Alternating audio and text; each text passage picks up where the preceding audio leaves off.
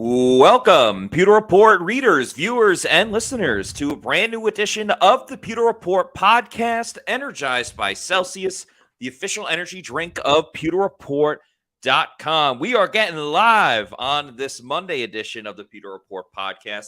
Want to say hello to all of the Pewter people that are joining the show and filing in as well as we get this show underway.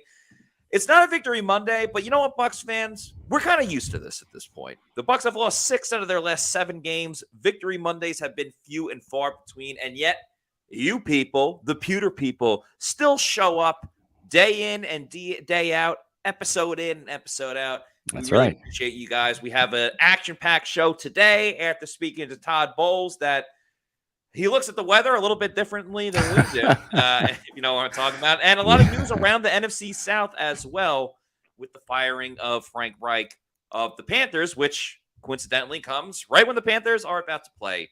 Yeah. So let's get all into it. I'm your host, Matt Matera. Joining with me is my co-host, my colleague, and the face that runs the place at PewterReport.com, SR, Scott Reynolds. Scott, how are we doing on this Monday? We're doing fantastic, Matt. Really good job in the press conference today. Thank you. Asking some good questions to Todd Bowles. I was regrettably not there today, but see, folks, I'm telling you, it's not me. It's Pewter Report. It's anybody from Pewter Report shows up when there's the call. I'm having an awful hair day, by the way. I'm just letting you know look good. You look good. I was just gonna say, that. I just asked what everyone wanted to know. That's right. Like all the Pewter people, like we had multiple tweets or X's, whatever they're called now. Yeah. At us today, like, hey, can you ask this? Hey, can Yeah. you ask that? Hey, what's going on with this? So, yeah, I mean, people want to know why the team has lost 6 of their last 7. They want to know why Todd Bowles doesn't think it's snowballing when he said it wasn't going to snowball. So, but yeah, we got into all of it, really. Yeah, exactly. So, and you guys are bringing it as always here at Kathy Gillespie. Now that Frank Reich has been fired, we all know how this goes. Sparks a team, and they usually win the next one out. Final nail in the Bucs coffin. Last season. Yeah, it was last year. Steve Wilkes got his first win in his second game as interim head coach against the Buccaneers.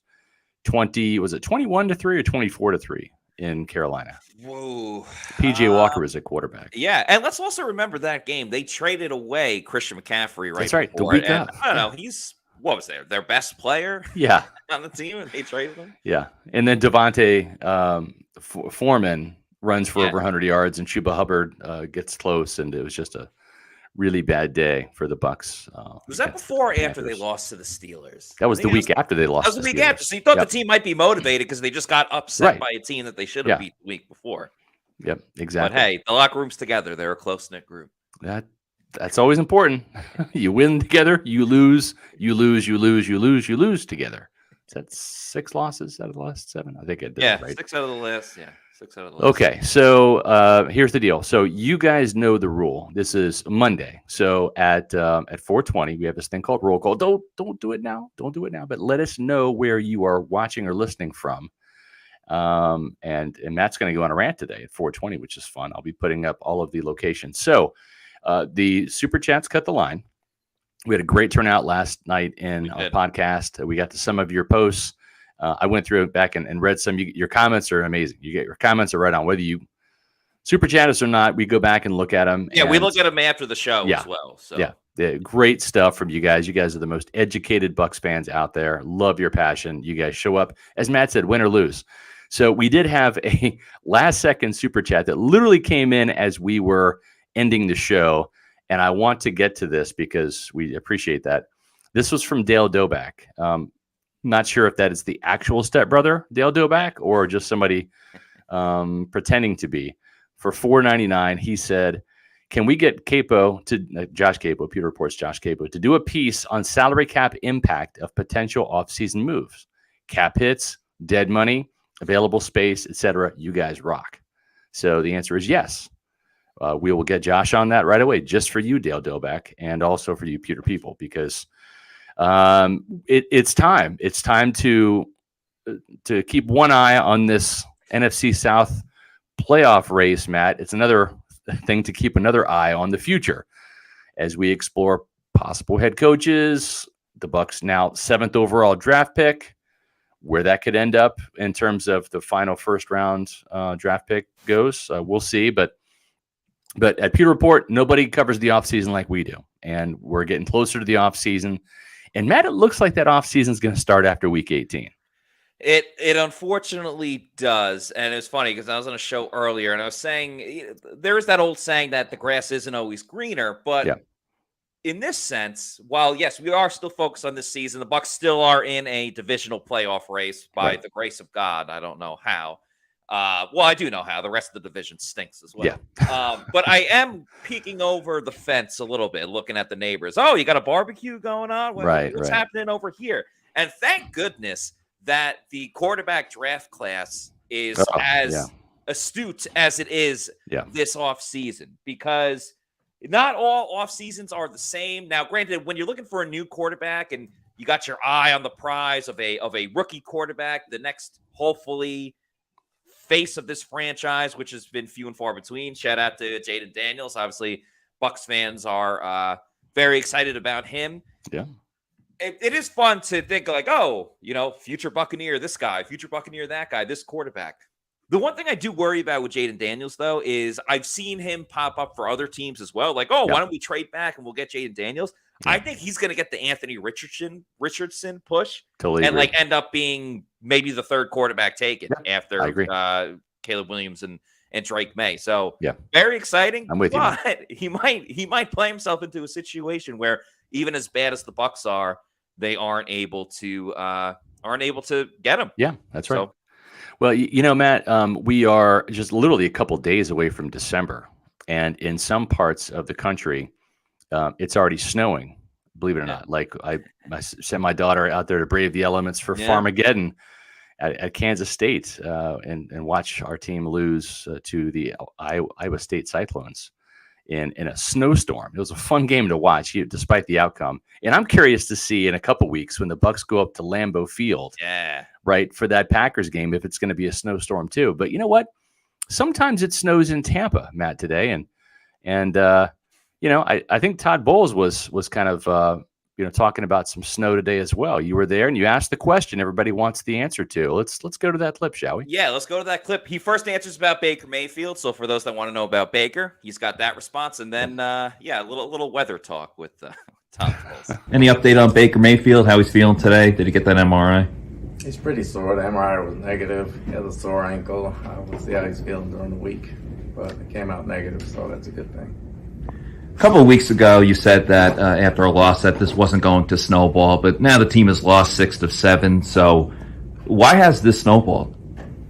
I don't think it's snowballed. I think we're making mistakes at the wrong time. Whether we get down to the 1-yard line in the first quarter, whether we blow something on defense in the second half, and it's a different guy every time. The effort's there, the work is there. The snowball is probably, you want to win a ball game. We're desperate to win a ball game, just one ball game, but small things happen against different teams at different times, and we can't play the Bucs plus the opposition.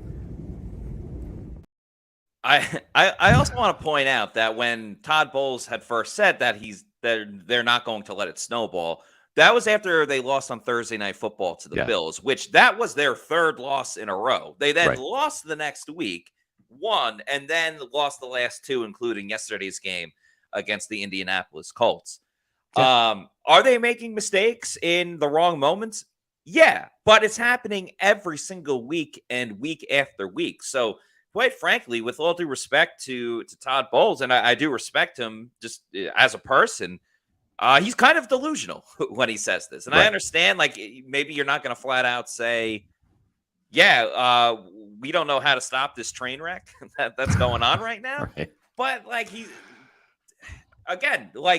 shielding everyone else. He's not even putting it on himself now. He just says, we got to coach it better. We got to do it this better. He never says, that's on me. This is on me. Those mistakes are on me. And there's another thing, and we can get to a video later where I asked him, because one of the annoying things about this Bucs defense is the defensive backs 20 yards down the field.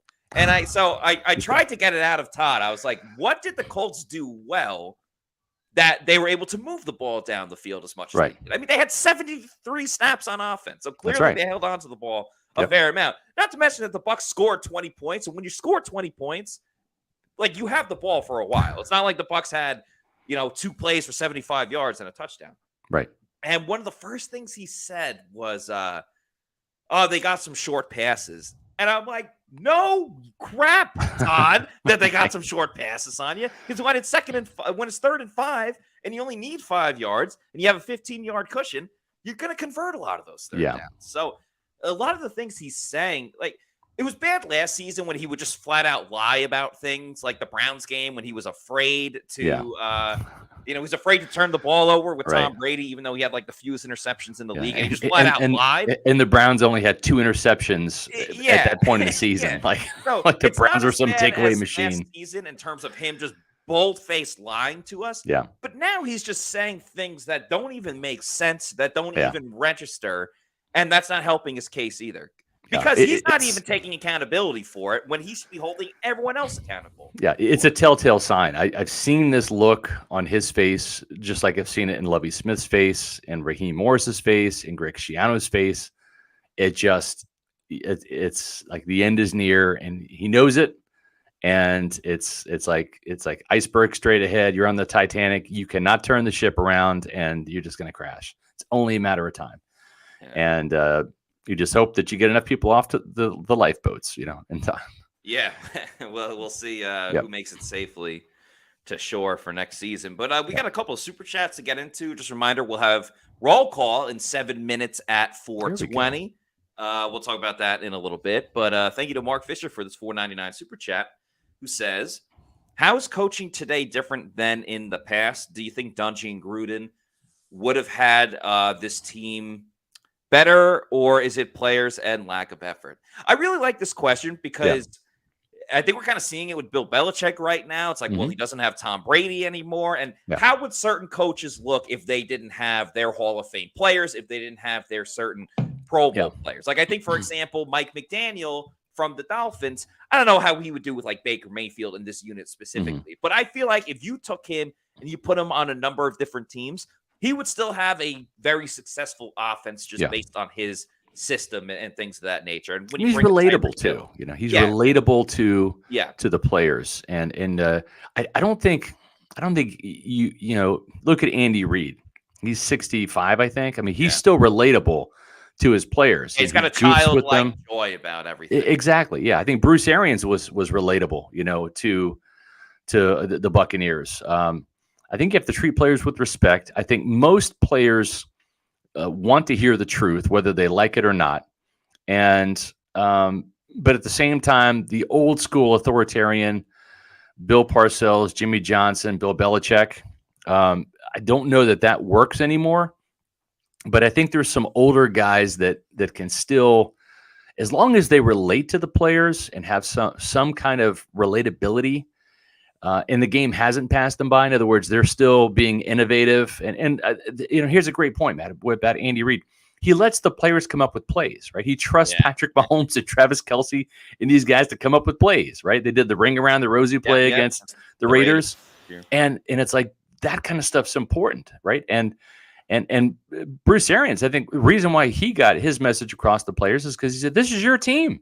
This is your team. You're out there playing, man. This is your reputation on the line. I'm just on the sidelines, And I mean, he had a way of holding players accountable, and I think that's a big thing that's missing with the Todd Bowles Buccaneers. I wrote about that today. Just put it in the chat here.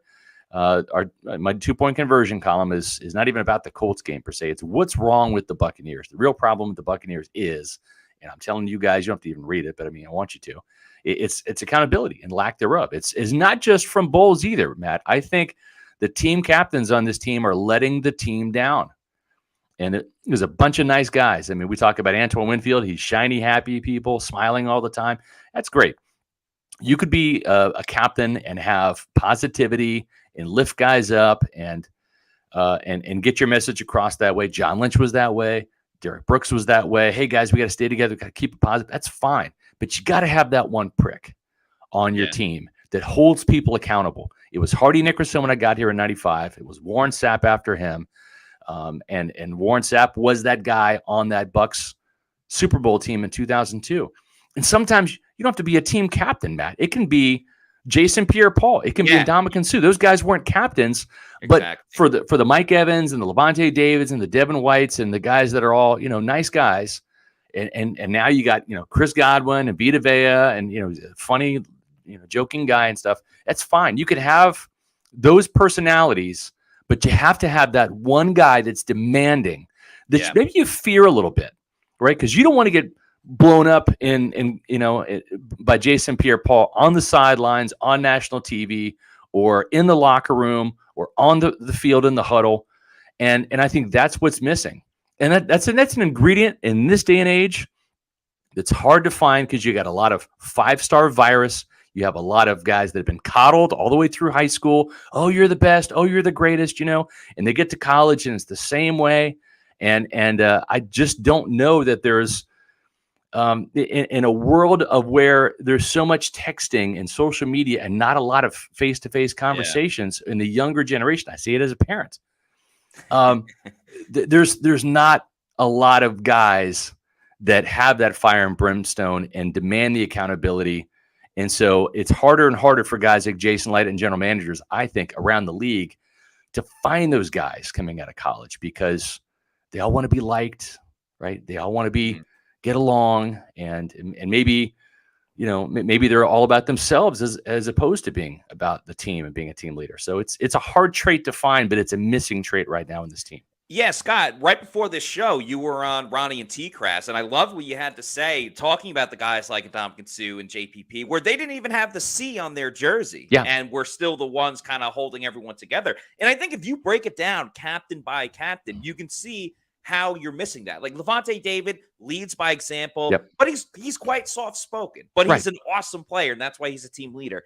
Mike Evans, I'm not calling Mike Evans selfish by any means, but he's in a contract year, and you can kind of see it a little bit. Like in years past, Mike Evans would be accessible every single locker room appearance, every single day, every single time there's media availability. Now we haven't heard from him as much, and I don't necessarily blame him because he's focused on getting that next big contract. Don't blame Mike Evans at all for that.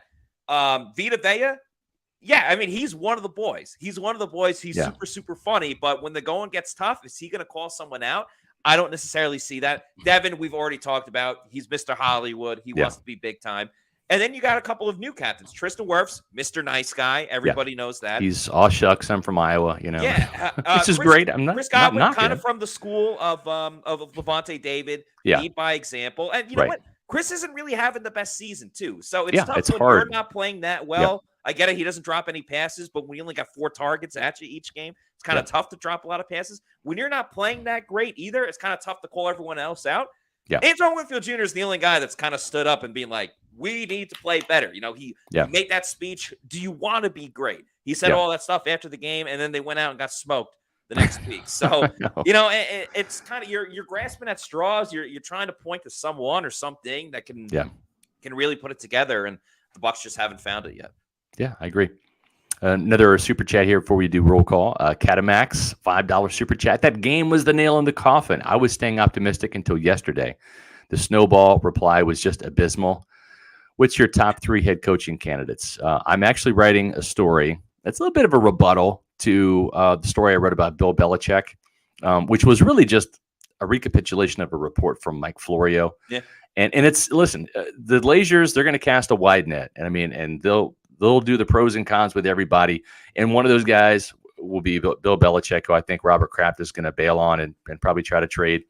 And so I've already written a column that's coming out tomorrow morning about why the Buccaneers should not go after Bill Belichick by any means necessary. And so, but I think the guy that I serve up is Todd Monken, and I tell you why tomorrow in that particular column. So you can read that tomorrow morning on PewterReport.com. But to me, it starts with Todd Monken, and then you got to do the Bobby Slowicks and the Ben Johnsons. You got to go down that road. It's got to be an offensive-minded guy, in my opinion. But it's got to be somebody that holds players accountable, that has some fire and some energy, because ultimately teams take on the personality of their head coach, And right now they've taken on a very kind of complacency vibe from Todd Bowles, unfortunately. Yeah, I think it's that time, man. It is that time. It is 4:21, but we like to be fashionably late sometimes. It is time for roll call, baby. That's right. Where you at, Peter people? This is a fun little thing we do every Monday. So if you're new to the show, welcome to your first roll call on the Pewter Report podcast. Like I said, we do this every Monday. We love interacting with our fans as much as we can. So this is another way that we do it, where each Monday at 4:20, one of us will start talking about a Bucs topic that we're feeling passionate about. Today, I'm going to do that. And while I'm talking about your favorite football team, or just a team that you're interested in, maybe the Bucs are your NFC team, start putting where you were watching the show from on the screen. As you see, Scott's putting it up there as well. And because we got awesome fans from all over the place. So what I want to talk about today is it kind of goes back to the accountability and everything that we've kind of talked about with this team. Constant mistakes over and over and over again. I said it yesterday. I said it in the media room today with other media people that I was talking with, and I'll say it now. I mean, the Bucs were consistent with not just penalties, but back-breaking penalties and back-breaking mistakes from the beginning of the game, from the first drive on offense until the last drive on offense, and the defense obviously made a lot of mistakes as well. First drive of the game, you get down to the 1-inch line, and I get it. Baker Mayfield got hurt, but I don't care if you got Kyle Trask. I don't care if you got John Wolford. I don't care if you got Zach Wilson in the game from the 1-inch line. You should be able to score a damn touchdown from the 1-inch line when you had 2 more cracks at it. But what happened? Aaron Stinney went off sides. Then you got 1st and 5. The Bucs didn't want to trust Kyle Trask to throw the football, so they ran it with Rashad White, and then Trask had to throw it on 3rd down, and it was incomplete. You lead to a field goal. The last drive of the game, you're trying to tie it up. You're down a touchdown. A touchdown ties the game up. You got 2nd down right before the 2-minute warning, so everything's open on the field. You don't have to worry about playing the sideline. Bam, Baker connects a pass over the middle for a 1st down. You're at the 50, 2-minute warning. All right, cool. You got 3 timeouts, 50 yards to go. You can tie that game up. What happened? Play doesn't count. Illegal shift. Move it back. Now you're running your 2nd down play after the 2-minute warning, and they ran the football. Why? I don't know. And because you didn't have that 1st down, then you had to call a different play because it's 3rd and short, and you got to focus on just getting the 1st down instead of getting a chunk play down the field. Baker held on to the ball too long. It was a good pass rush as well. Tristan Wirfs, actually, it really wasn't on Baker. It was more on Tristan Wirfs. Loses the ball. Bam. Game is done. The defensive side of the ball. 4th and short in the first half. Bucs sell out for the run. Play action by the Colts. 1st down to Michael Pittman. Late in the game, what are the Colts going to do? 4th and inches. Play action. The Bucs fall for it again. Mo Alley Cox over the middle down the field. Busted coverage. Every single week we hear busted coverage, miscommunication. Todd Bowles said today it's a lack of focus. But you know what's the issue? When each week it's someone else making that mistake, whether it's a bad penalty, whether it's a drop by Trey Palmer on a 2nd and 17, whether it's penalties on the defense, there's been one constant. Even though it's someone different, that goes back to just discipline and bad coaching. The coaching has to be held accountable when you're making these same mistakes over and over and over and having these penalties over and over and over. So it's a lack of accountability. It's a lack of coaching. And again, with Todd Bowles trying to protect everybody, no one's ever going to be called out. You said it again. We said it on the show. Players getting coddled. Devin White is getting coddled. Oh, Devin, it's not that bad. You don't have to get better, Devin. Everybody else has to get better. Yeah. Well, damn it. Yeah, that's true. But so does Devin. That's right. And if Devin is that hurt, if the foot is an excuse, and Devin's not like, oh, man, my foot is messed up. I'm not doing well. Devin's at least taking a little bit of accountability for it. But if the foot is that much of an issue, then screw it. Just sit him and play Servassier Dennis and play KJ Britt. Because at least Servassier Dennis busted his ass after the play got busted. And Servassier was on the other side of the field. At least he busted his ass to try to go and tackle Mo Alley Cox to at least keep it to a 1-possession game. They would have held him to a field goal, but they didn't because then they just ran it down the Bucs' throat over and over and over again. So it all goes back to the top with the coaching because it's the penalties, it's the undisciplined play, and it's the play calling that finds themselves in these same situations week in and week out. So a lot has to change on this team. And it probably will happen soon. It may happen as soon as next week if they lose to the Panthers. Yeah. Well said, man. That was a hell of a rant. I agree 1,000%. You nailed it, just like our Pewter people always nail it when they come on Mondays for Roll Call Mondays. So we just want to give a shout out to a couple of our friends up north.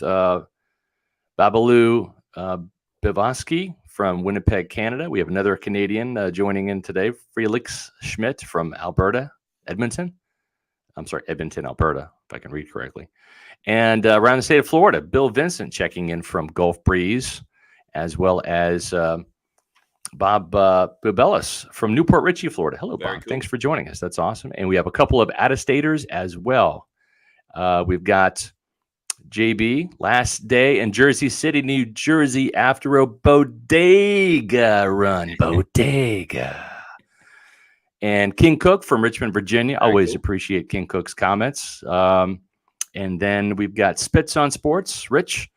Oh, yeah. Your Shout guy. out Rich Spitz. I do his radio show a lot on Saturdays. So up there in Massachusetts, also known as Hell, apparently. So appreciate everybody tuning in for another fun edition of Roll Call. We love Mondays, whether it's a Victory Monday or not, because you always get to hear from you Pewter people. So, and I love talking about bodegas too. So why don't we talk about let's do it. The best place to get this type of drink at a bodega? And of course, I'm talking about Celsius Energy Drinks, the official sponsor of the Pewter Report podcast. Check out all of their flavors because they have so many. Their newest one is the Cosmic Vibe, but you can't go wrong either with the orange pomegranate or the sparkling orange or the sparkling watermelon. There's just so many awesome flavors. The Arctic Vibe is my personal favorite. There is no sugar. There is no post-energy drink crash or jitters that you may get with another product out there. So if you need to know where to find all of these delicious flavors of Celsius, go to the Celsius store locator, punch in your address, similar to what you did with the with Roll Call, but a little more specific with your address. And it'll tell you the closest geographical location where you can pick one up. It could be a health and fitness store, a 7-Eleven, Walmart, maybe a Winn-Dixie or a Walgreens, or could be your bodega. Bodega. And once you keep going to your bodega and you pick up a ton of Celsius, but you're like, you know what? I really want it in bulk. I just want more. I just want one full shipment that maybe I can send to my place of residence. You can do that. Go to Amazon, click on the subscribe and save. I'd recommend getting the variety pack because as you see on the screen, there's so many awesome flavors. Variety is the spice of life. Why not try them all out? Like Pokemon, got to catch them all. So have it sent to your residence from Amazon whenever you want. Could be a week, month, quarterly, yearly. You're in charge. Your call. Just make sure you're drinking Celsius energy drinks. Make Celsius your number one pick. Celsius, the official energy drink of pewterreport.com. Scott, why don't we get back to some of these super chats? Let's do it. KJ Chap, thank you for the $5 super chat. Says, I don't know why I was thinking Jerry Seinfeld here. What's the deal with these DBs and the uncontested passes? And why are they playing so far off of the wide receivers? That actually brings me back to what I was talking about before when I asked Todd Bowles about what the Colts did pretty well. So why don't we just get to that video and then we'll answer KJ Chap's question. And those mistakes happening after week. Shouldn't be. It's things we've done every day.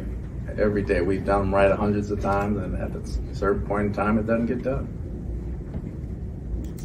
All 6 of 7, is it a challenge to get the guys to understand just how close they still are to the prize? No, we understand. We just have to make a play. We're just trying to win a game. We're going to try to take them one game at a time and try to win a game and see where we are at the end. We still got all our division games ahead of us, so we feel like we have a chance. What did the Colts do well on offense that made them able enough to continuously move the ball down the field? I thought they had some short passes. I thought they ran the ball well. I thought we misfit more runs than we typically misfit by alignment, and I think that hurt us. They're a good team. They have a great back. They have a good offensive line, but we helped them too. Yeah, you sure did help them. I mean, I don't understand. The alignment thing, again, that goes back to coaching, like how these players not lined up. They're 11 games into the season, 12 weeks into the season. Well, also, too, I mean, I know that the Devin, I guess, wears the green dot, right? He gets the calls, but, I mean, they missed Levante David, too. As you've always said, Matt, and you're spot on. Levante David is Devin's eraser. When he makes a mistake, Devin is there to erase it and make it all better. And I think some of those alignment errors might have been not having Levante David in the lineup to correctly spot, motions and shifts and formations and get this team lined up correctly. You would think Devin would be that guy to do that, but maybe not. I just have an awful feeling because I don't trust this team to really make adjustments. Again, when they do make the adjustments, it takes so long.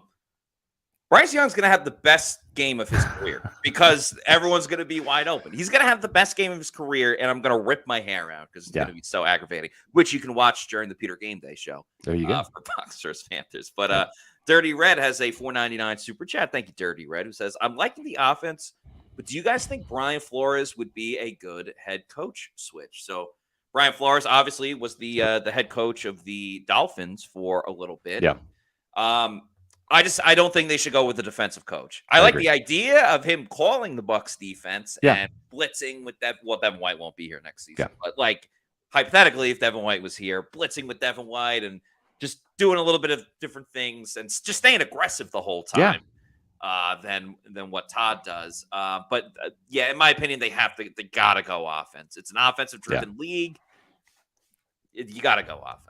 The Glazers historically have done the pendulum switch, right? Yeah. They just have done that. They've gone, from Raheem Morris, who's kind of a player's coach, very much like kind of like a buddy, with the players, probably too close to some of those guys and age and all of that, to hard school, toes on the line, Greg Schiano, right? Mr. Discipline. And then after that, you went to, hi, I'm Lovie Smith. I'll be the coach of your Tampa Bay Buccaneers. Oh, you went 4-12 last year? Well, we're going to go 12-14 this year. And just sleepy guy after Mr. Yell and Scream. So, and it's interesting because they went 3 defensive guys in a row, right? You had Raheem, then you had Schiano, then you had Lovie Smith. Then they went offense with Dirk Cutter, who's a little bit more like, and had a little bit more punch to him. And then they kind of leveled up from Dirk. They got like the better version of Dirk, which is Bruce Arians, another offensive-minded guy who really was like Dirk on steroids and had been there and done that and been to the playoffs out there in Arizona, had some really good teams out there. And then, and now we're back to Bowles. So I agree, Matt. I think they're definitely going offense. Probably a guy that is going to be holding players accountable. And in everything that Todd is not doing right now, that's what they want in the new head coach. That's usually the way it goes, the pendulum swing. And I think what helps too, and obviously it's like different, but Brady comes in a couple seasons ago and was like, oh, wow, we got to like straighten up and get ready. I think just having like a new boss in immediately gets people's, attention. Yeah. Attention. People perk up. Like I said, Bowles has been here. It's like, oh, there's a new coach, but like, that's right. And nothing's really changing that much. Like we know he's Bowles been here since 2019. Exactly. So like, is his message running a little bit of hollow? Could be the case. Again, they've lost 6 out of 7. We have a $10 super chat from Bill Vincent. Thank you very much, Bill. If you have another comment during the show, feel free to put it up, and we will put it up as well on the screen here. But thank you very much, Bill. Appreciate your participation as well during roll call. Bucs Basement with a $2 super chat says, Bowles says they work hard, confirming not smarter. Yeah, I should have asked Bowles because he was like, oh, he didn't say this today. Yeah. But he does like the typical like, oh, well, we had a great practice. I don't know what went wrong. Yeah. I should have asked him, though, like, so you didn't commit any penalties in practice? Like, did anyone drop a ball in practice? Because that's important, right? But remember Bruce Arians would say, like, yeah, we didn't have a good practice, and he would kind of say, and like, oh, fuck with your shit.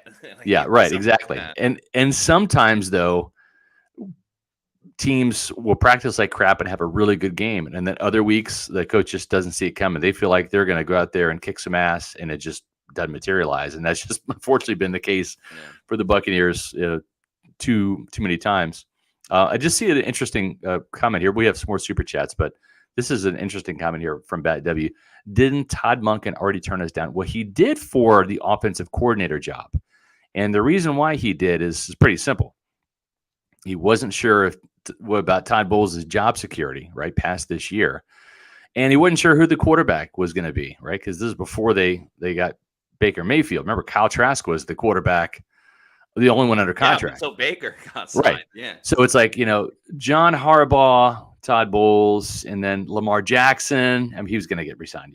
Everybody knew that. Yeah. Lamar Jackson or, Kyle Trask or whoever else.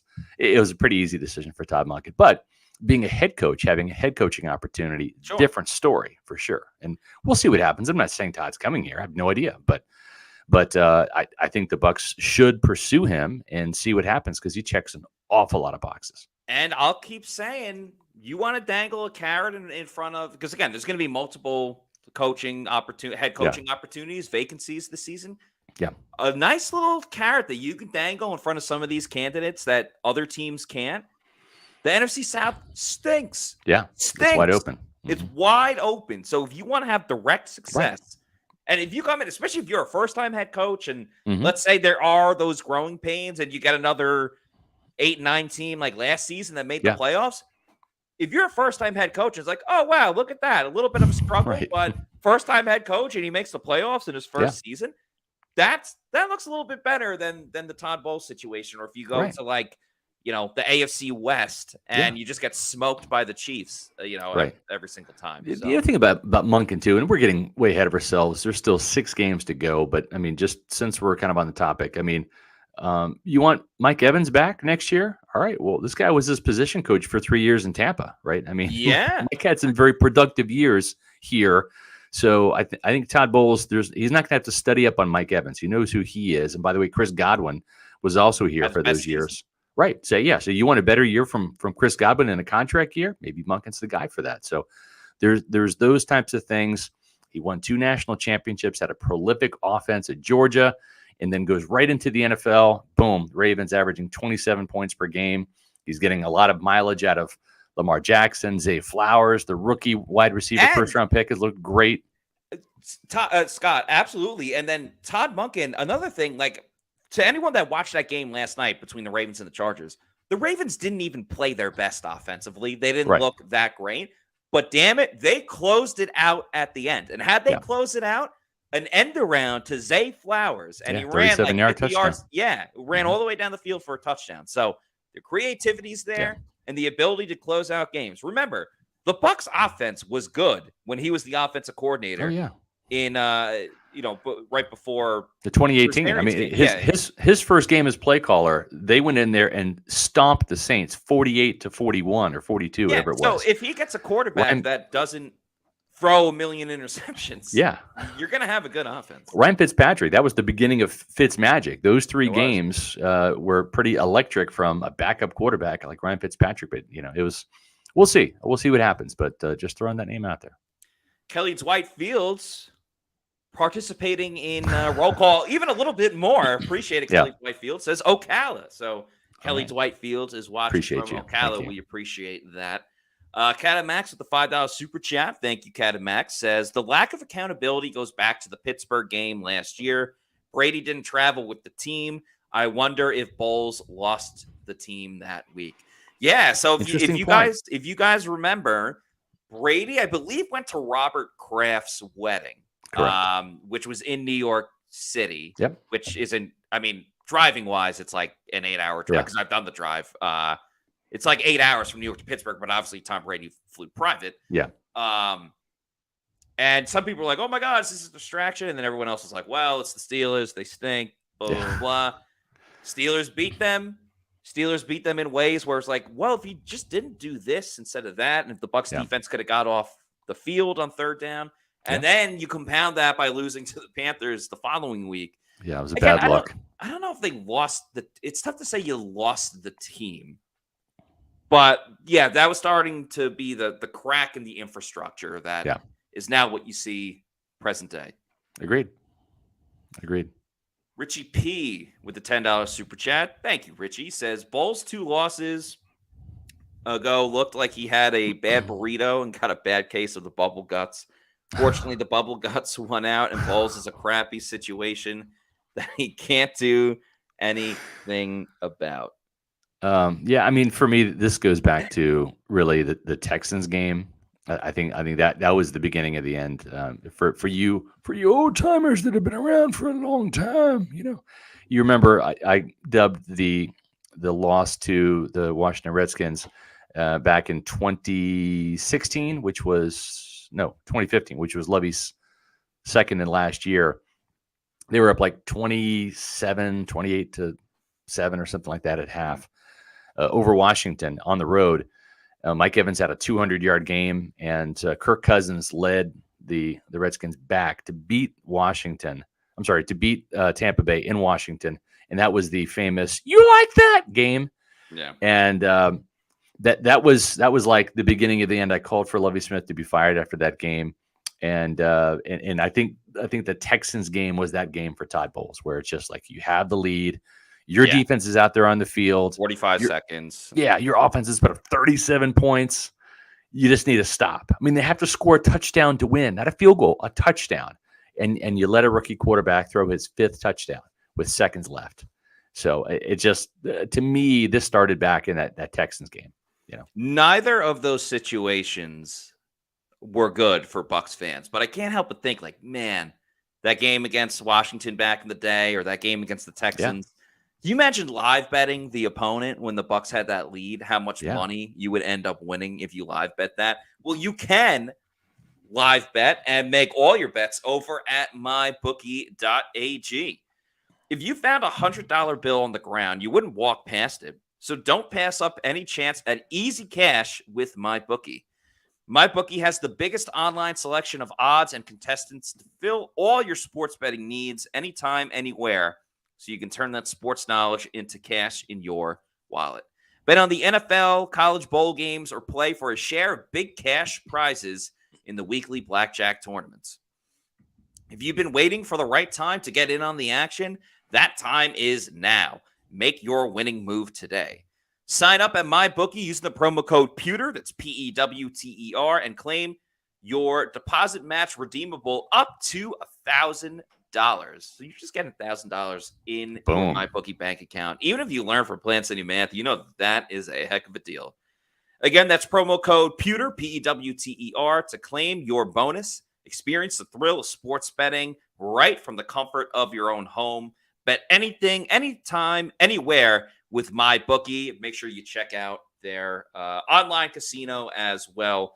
Ton of fun. And like they say, you don't even have to leave your home. So use MyBookie. You could use it tonight for the Vikings-Bears game. And by the way, speaking of Plant City, shout out to Mark Cook, who would do that all the time. I was watching the Florida State-Florida game. And Florida has a gigantic defensive tackle. He wears number 21. I forgot his name, but he's like over 400 pounds.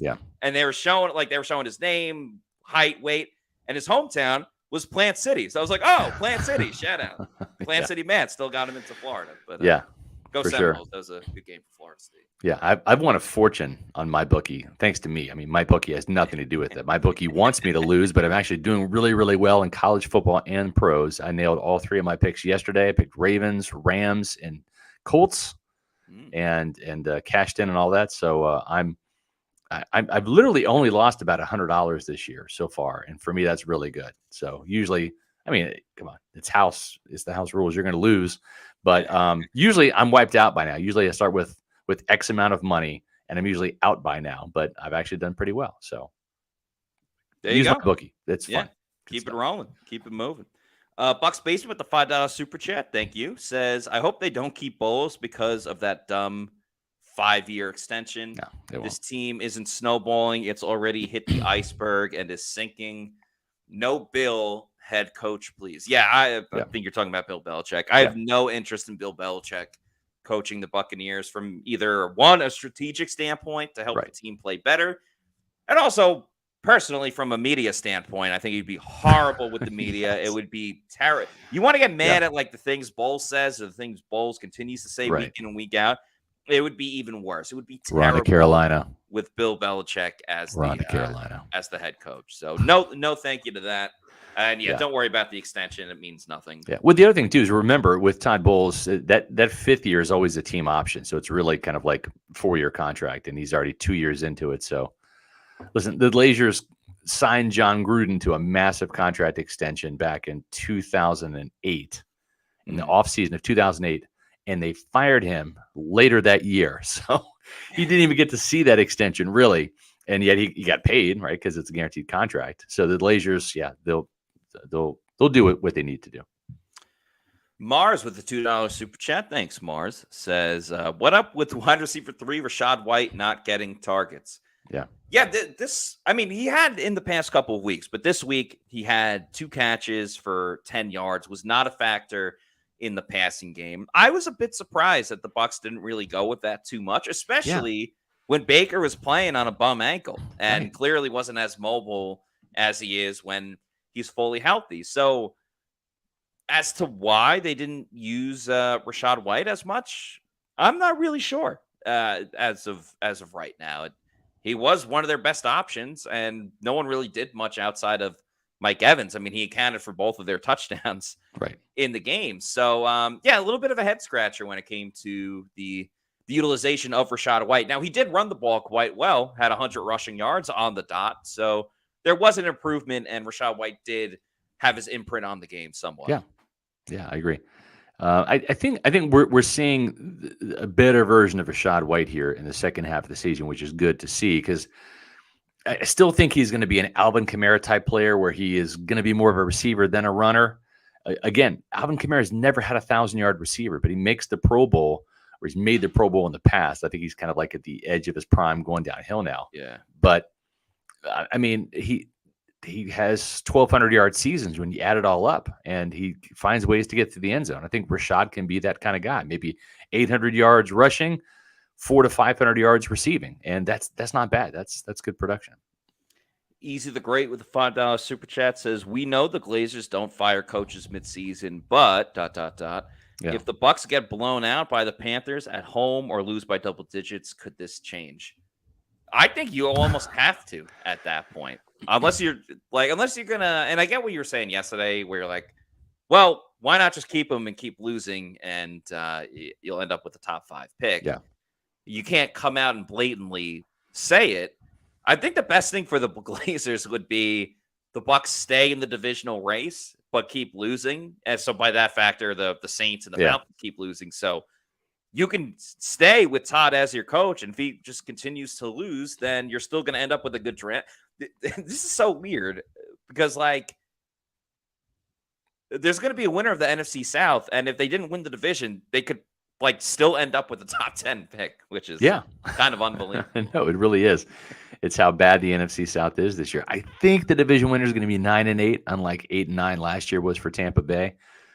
But I don't know. I mean, we'll see. It's kind of crazy how it all shakes out. We have a couple of late international viewers here. Just wanted to throw these out here. Greets, by the way, from Austria, Vienna. This is from Andreas Haffer.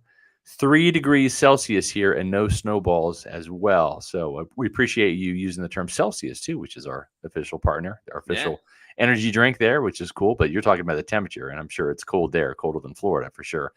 And then also from St. Thomas Virgin Islands, Enoch Noel. So we appreciate you tuning in as well. And back to the Super Chats, Matt, we go.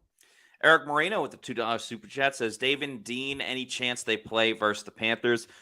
We asked Bowles about that today, and he gave the typical, we'll wait and see that whole spiel. So Wednesday will definitely be more of an indicator of whether Dean and David will be able to go. Hopefully, at least Levante will be able to. Yeah. Eric with another $2 Super Chat. Thanks. Thank Eric you. says, Celsius Strawberry Guava 4-pack from Publix. Yum. Love to see that. Love that you are enjoying Celsius. That's what it's all about. Their flavors are fantastic. We're not just blowing smoke. We're not just making it up. They truly are a great, great energy drink. Yep, exactly. Well, speaking of great, I'm going to talk about the great Eric Gross and his great business, which is the Eric Gross Group. And that's why they're the official realtor of Pewter Report, because Eric does a great job as the kind of person we want on our team. And you're going to want him on your team when it comes to either you buying or selling a house, because it takes a full team effort to win in football. And it's the same approach in real estate. Eric's a former football player. He knows all about teamwork and how important it is. And this is the Pro Bowler that you want looking for a house for you or looking for buyers for your house, because he's done hundreds of transactions in this crazy real estate market, not just in the Tampa area, but he is a Tampa native. He knows this area like the back of his hand, but all across the country, because he is part of the eXp Realty Group. They have a network of over 85,000 agents. So if you're moving to the great state of Florida from another place, he can help you sell your house where you are and find your Florida dream home. And If you are moving outside of the state, well, we hate to see you go, but he can also help you on both ends of that transaction as well. Or if you're moving around the state, you want Eric Gross and the Eric Gross Group on your side, because their clients are not just transactions, they're lifelong friends. And he's a big Tampa Bay fan, as you know. He reads Pewter Report, and he also watches the Pewter Report podcast, probably watching right now. So you want to sign him. You want to draft him. He is the guy. Go visit his website, housesinfla.com. You'll find out why, because he's got a great selection of inventory there. It's a great website. I love the layout. Or give Eric a call at 513-907-4271 or visit housesinfla.com. No matter where you are on your home ownership journey, you're going to feel welcome with the Eric Gross Group, the official realtor of Pewter Report. More super chats are in, so let's not waste any more time. Meets McGee, thank you for the $10 super chat, says, looks like it could be a possibility of 9 vacancies, head coaching vacancies. I added the Rams because of Sean McVay. We did not know what he would do. The Chargers will get the first choice. They got the only franchise quarterback. Yeah, that's also true. I mean, you got to look at the landscape of the team. Yeah. Some of these head coaches will have their choice, and if you have a Yeah. franchise quarterback, that obviously goes a long way. So Yeah. definitely something to consider, obviously, with the Baker Mayfield stuff, or if they draft the quarterback this year. Because that's another thing, is coaches like choosing their quarterback in the That's right. draft, and then, Interestingly enough, about Todd Monken, he also was an offensive coordinator with Baker Mayfield in Cleveland back in 2019. He was not the play caller. That was Freddie Kitchens, but he was the offensive coordinator in Cleveland with Baker. So he's got some experience working with Baker. We'll see what Thank happens. you to Samuel Fisher for this $5 super chat, who says, can Trask start this week, please? We need to see him, and if he can be a franchise quarterback for us going into the offseason and coaching hires, I think he can. We talked about this last night on the Pewter Report podcast. Mike Evans, Chris Godwin, Tristan Wirfs, those kind of guys, they don't care about whether Kyle Trask can be the future of the franchise. They want to win, and they want to win right now. And Baker Mayfield is not playing poorly enough to pull the trigger. So I get where you're coming from, and maybe there's some people even in the front office, right? Because it's their job to have one eye in the future and one eye on the present as well. That's the role of any person in the front office. But the division's still within reach. They're one game out of it. Crazier things have happened. And we've seen, Matt, that the Falcons and the Saints, they're going to do their part in making this a very interesting race all the way up through January, because they're going to lose as well. So hang on. They may get the Trask, but I don't think that happens until the Buccaneers are officially eliminated from the playoffs or the NFC South division title. We'll see.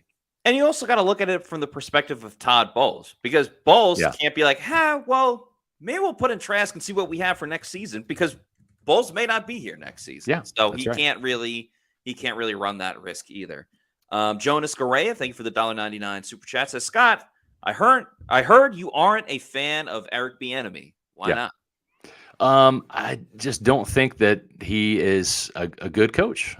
If you look at Washington, they're not the most talented team. The Commodes, they rank right ahead of Tampa Bay in terms of points per game. And we're looking at 20.5 right now. They have the 21st ranked offense. And Tampa Bay is 23 with 19.3. So they're literally a point ahead of Tampa Bay in terms of point production. I think that a lot of the success the Chiefs have had has been Andy Reid, not Eric Bieniemy. He kind of is a hardline coach. He's kind of an old school hardline coach, yells, screams at his players. And sometimes if you don't have the right balance, like Bruce Arians did, where, you can yell at him and then hug him later, that can wear on players. They tune you out. And there's a reason why this guy has not been hired to be a head coach. And I know that the media has pushed him.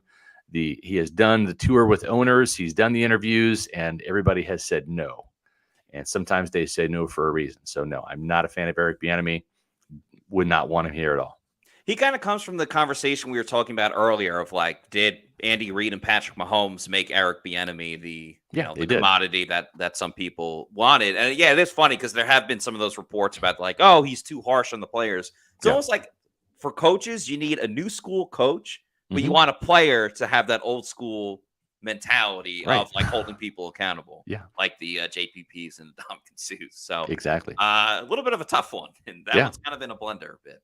Yep. But Shaggy with the $5 super chat, thanks, Shaggy, says, assuming nothing changes, do they risk alienating players by keeping Todd Bowles around? Listen, one of two things is going to happen. Todd Bowles is going to win the NFC South with this team, keep his job. It probably has to come with winning a playoff game, especially at home if you win the South, because that to me would show true progress. I think that's what the Blazers are looking for. So, listen, if Todd Bowles turns this thing around and they win 5 out of the next 6, and they get a home playoff game, they win the division, and they get a win, and they go on the road and they lose to a better team, then the players aren't going to be alienated. They're probably going to be very happy with Todd Bowles at that point in time. But it's either going to be that, folks, or he's going to get fired. We're looking at the two outcomes here, and there really isn't a third. It's either he wins a lot and stays because he's won a home playoff game and he's won the division, or he gets fired. And I think that's where we're heading. One of those two things, and you do the math, and I think it's the first rather than the latter. And the way it's shaping out, like the latter rather than not the first. Yeah. And the way things are shaping out, clearly the NFC South will be the 4 seed in the NFC, which means they'll play the top wild card team, which, the Eagles are almost impossible to beat unless you're the New York Jets. So that seems like the Cowboys are going to be that 5th seed. So you're looking at Bucs Cowboys again. Mm-hmm. And we saw how that went last season, right? And I don't see it being that much different this time around, if they even win the division. Yeah. Well, if you want to win when it comes to your finances, there's only one place to turn, and that's Immuni Financial. At Immuni Financial, we help you live in the now. Congratulations. We're so happy for you. Thank you. And even though the now may feel very different, you still need to plan for the future. How's retirement treating you? Oh, just fantastic. I know I say it all the time, but you really got to come up to Colorado. Let's do it. All right. Yeah. We can help you develop that plan to keep you on track so you can still prepare for tomorrow, today. Immuni Financial. Plan ahead, stay ahead. That's right, folks. Listen, I got most of my financial investments, the ones I can move over there, in Immuni Financial for a reason, because they do a great job. I love the relationships I have over there with Mark and David at Immuni Financial. They do a great job. Even if you have your own financial advisor, it doesn't hurt to get a second opinion. Just like going to see another doctor, another specialist. You want to make sure that you have your portfolio is growing the right way, and managing your family's wealth. It means more to Immuni Financial than simply allocating your assets. It's legacy planning, brokerage and advisory services, retirement accounts, college savings accounts, and insurance services. With 40 years of experience, let Immuni Financial help you plan ahead and stay ahead. Give them a call today at 1-800-868-6864 or visit immuni.com. And Pewter People, don't forget as well to follow us on all of our social media at Pewter Report on X, Threads, Instagram, and Facebook. And of course, our YouTube channel is Pewter Report TV, where we have the podcast 4 times a week, Pewter Game Day Show, Pewter Pulse, Pewter Picks and Props, various stuff from all the press conferences we go to and stuff at practice as well. It's filled with content. A lot of video breakdowns as well from Josh Capo. So a little something for everybody over on our YouTube channel. And let's answer the question that we posed at the beginning of this, Matt. Could the Buccaneers lose to the Panthers on Sunday, even without Frank Reich, even with Bryce Young? Yeah, absolutely. Quarterback. Yeah, they absolutely, can. They can lose because they haven't proven to make long sustaining adjustments, and they've lost to teams that they should beat. So yeah, absolutely. Agreed. Yeah. And they beat the Texans. The Panthers beat the Texans. That's so right. Anything's possible. That's right. But will they? That's another question. We're going to have on Wednesday at 4:00, the next Pewter Report podcast. We're going to have our Bucs Panthers preview, and we'll tell you exactly what's going to happen on Sunday, or what could happen maybe. And listen, tomorrow, I guess, is the day of giving. And we have one big favor, because you guys have been so giving with your super chats. But here's our one big favor we want you to give for us. Tell a friend about Pewter Report TV and have them subscribe. And we want you to subscribe. If you haven't done so yet, it's free. Hit the button and subscribe. It goes a long way. We're on our way to 13,000 Pewter people that are subscribing. And so just that's the only thing we want, is just for you to subscribe to Pewter Report TV and tell a friend about us and pewterreport.com. Yes, please do so. Please leave a comment. That's going to do it for us. For Scott Reynolds, I'm Matt Matera saying thanks everybody for watching, and we will see you on Wednesday for another edition of the Pewter Report podcast. Out.